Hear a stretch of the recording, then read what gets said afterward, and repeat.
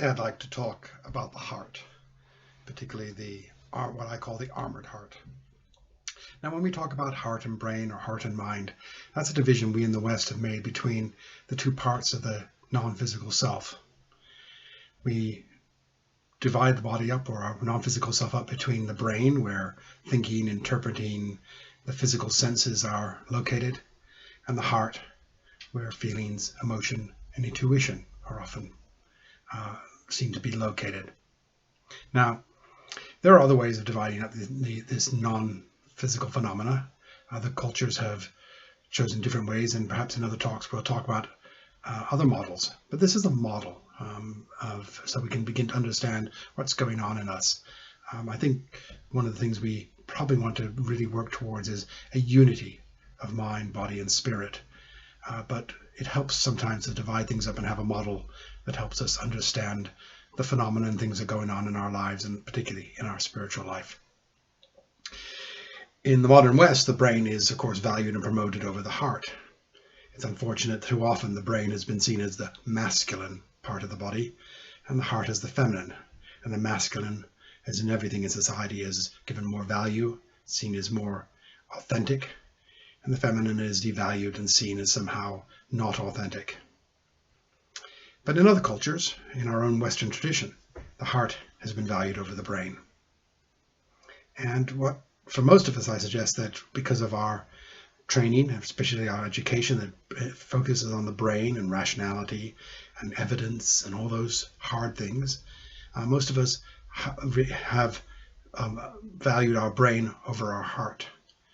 And I would suggest a major part of trying to live a life in prayer is to rebalance the heart and brain so they are more balanced and more working together, which means for most of us in the West, and most of us maybe in the world who would watch something like this, who have been educated in a Western model of education, that means we need to do more heart work than brain work, because it's the heart that is the lesser part of our being and over our brain.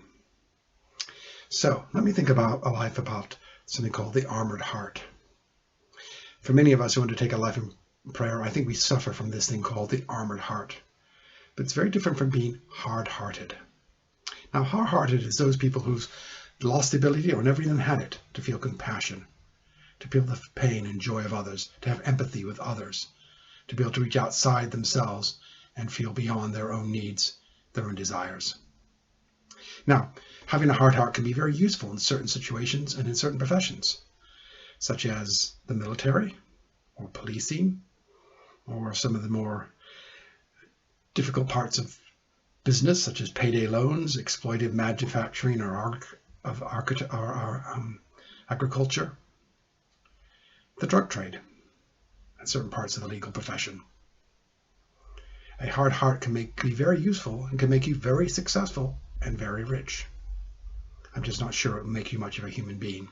So a hard heart is someone who starts from the position of not having compassion, not having an openness to the world, is enclosed and sees things purely in terms of their own needs and does not feel the pain of others. An armored heart is something very different.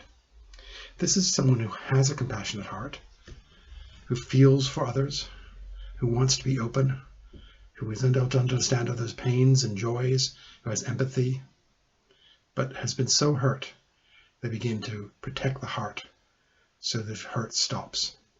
As it were, it puts armor around the heart to stop the pain coming from the outside.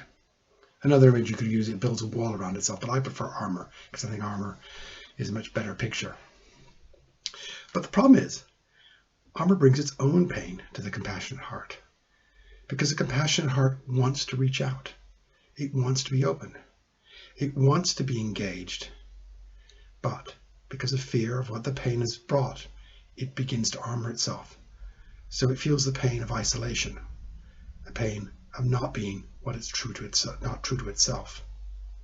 So to stop the pain from the outside, it creates a pain for its inside, from the inside. Now, some of us have armored hearts that are like a medieval suit of armor that covers the entire body. The whole heart is covered, there's no chinks in it, and there's no place for it to get in. More of us probably have what looks more like early modern armory, where only the most vulnerable areas are covered and other parts are open. So we have a partially open heart and a partially armored heart. Of course, there are those with an open, compassionate heart, but I suggest this course probably is not for you.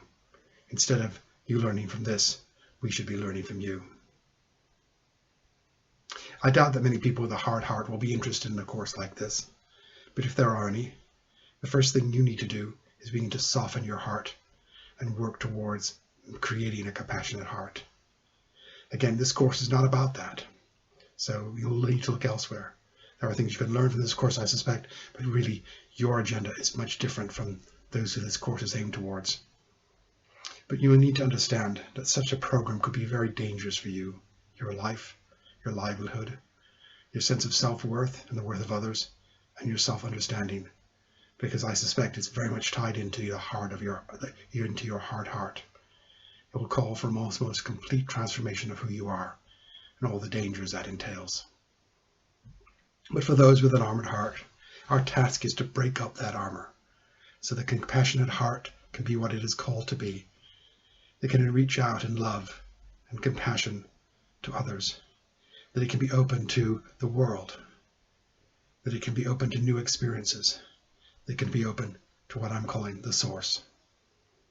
The armor might protect us, but at a great cost, our humanity, our true selves, and the fullness of life and engagement with all that there is, that is truth. This is what the armor blocks. Now, this will be an ongoing process, and some of the exercise we'll be going through will be trying to break up that armor. We have to be aware that for most of us, once we've broken the armor, we've broken through, things will happen. We will go through experiences, we will be hurt again, and that armor will grow back. So this is not a once-for-all process. It's an ongoing process, a work process to continually free the heart, to free it so we can be who we are called to be.